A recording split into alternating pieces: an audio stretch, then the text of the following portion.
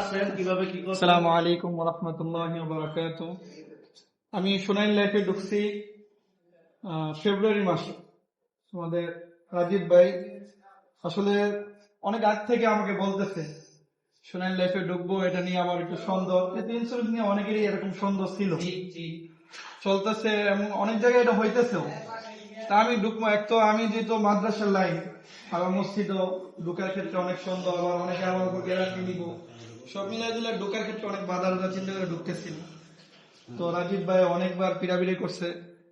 তো আসলে হাদিসও আছে যে বান্দার শুকরিয়া আদায় না করলে আল্লাহর শুকরিয়া আদায় করা হয় না।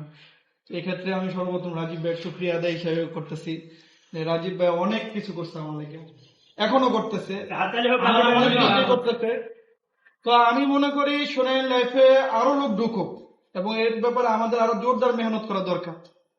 কারণ আমরা একটু আগে আমি অটো দিয়ে আসতেছি, এক অটোওয়ালার কাহিনী শুনতেছি, হুজুর অটো চালাইতে চালাইতে ঘরের মধ্যে জীবন শেষ, আমরা বাসায় বসে টাকা পাইতেছি, বাসায় বসে পাইতেছি, কিভাবে হইতেছে এটা অনেক কিছু। এতটুকু বললাম, আমার একটু গরম লাগতেছে আর কি। আসসালামু আলাইকুম।